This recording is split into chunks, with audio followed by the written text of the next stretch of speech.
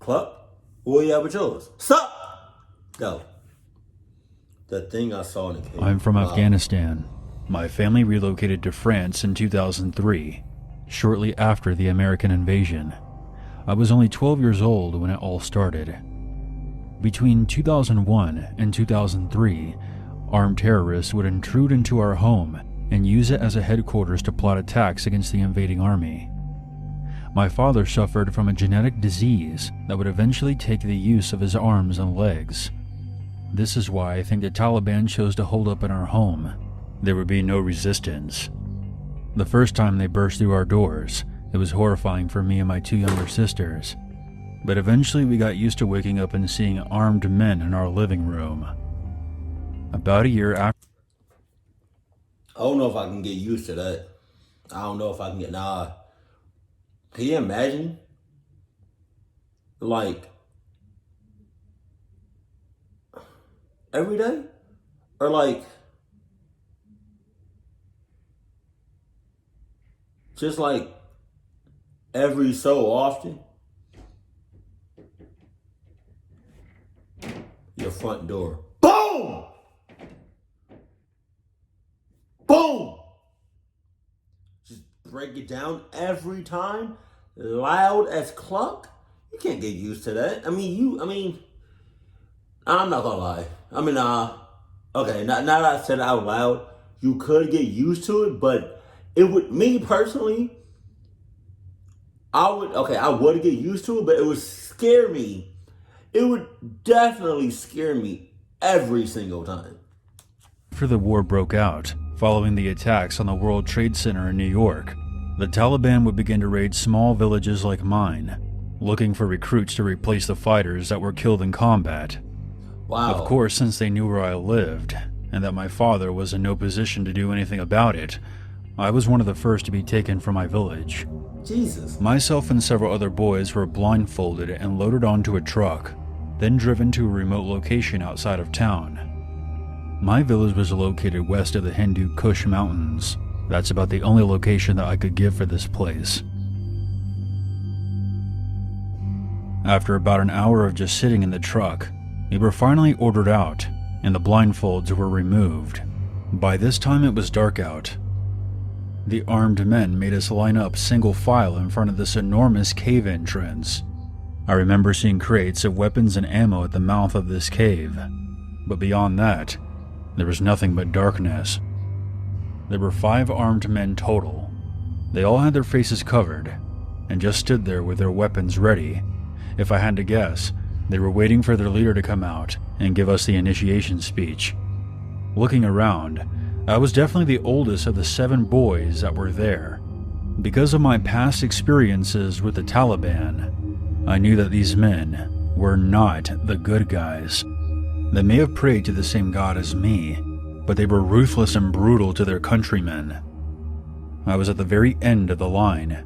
Directly behind me was the cave entrance, so I made a split-second decision and made a break for it. I ran full speed into the dark cave, hearing angry shouting from behind me. I ran past the supply crates and further into the cave. The passage narrowed as I moved forward. I heard the truck reposition. The headlights were now aimed directly at the cave's entrance. I eventually entered an open cavern area. I could hear the men behind me, so using what little light I had, I hid behind a rock formation that was beside the opening and waited for my pursuers. 2 of the armed men eventually entered the cavern. I heard one of them saying that if they found me, they would just put a bullet in my head for causing trouble. I peeked my head out from behind my hiding spot to see an AK-47 pointed directly at my face. One of the men had found me. He shouted at me to stand up, and as soon as I did, we both heard a loud scream coming from the other side of the cavern. I only caught a quick glimpse of what was happening. The other man was on the ground, thrashing violently. Oh my God. He was completely covered, head to toe, by enormous spiders. Jesus. Without exaggeration, these spiders had to be the size of house cats, and there were hundreds of them, crawling all over him. The man who discovered me quickly turned around and gasped at the horrifying sight. I took this opportunity to flee. There was no way I was going further into that cavern, so I used the headlights that were still pointed at the cave's entrance to make my way back out. As I ran, I heard the sounds of gunfire, shortly followed by more screaming. Shit. Oh my God. Oh God. Yo, when I die, whoo, hopefully, no time soon. But you know, when I die,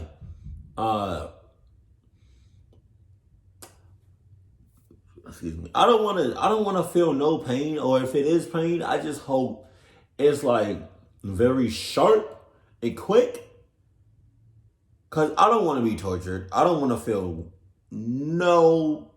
I want to feel little to no pain when I go. You know what I mean? Like, I don't want to be tortured. I don't want to be eaten alive by like spiders and shit. Like, I don't want to be burned to death, like fire. Like, nah. I don't want to be frozen to death. I don't want to be eaten. Like, no. Oh my God.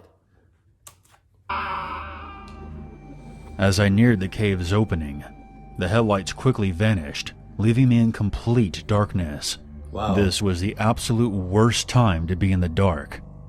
I made my frantic exit from the cave, just in time to see the taillights of the truck as it sped off. The other boys and the remaining Taliban fighters were gone. They may have thought that what was happening in the cave was an attack by the Americans, and decided to cut and run. I was now scared out of my wits, and I had no idea where I was, and even worse, I was now terrified that these humongous spiders would emerge from the cave and devour me. There was one path through a rock formation that the truck had driven through, and that was the only way I could take. I remember thinking that these spiders could jump on top of me at any moment, so I ran as fast as I could. As soon as I cleared the rocks, I could see the lights of my village in the distance.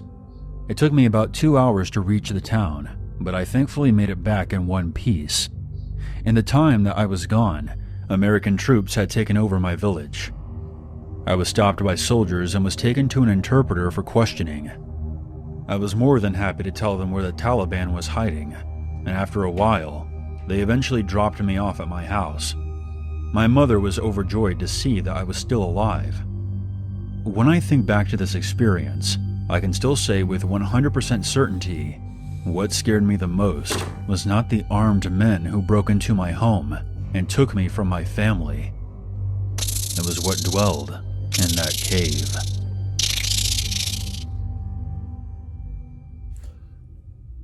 But whole time though, more time, showtime, no cluck time. Is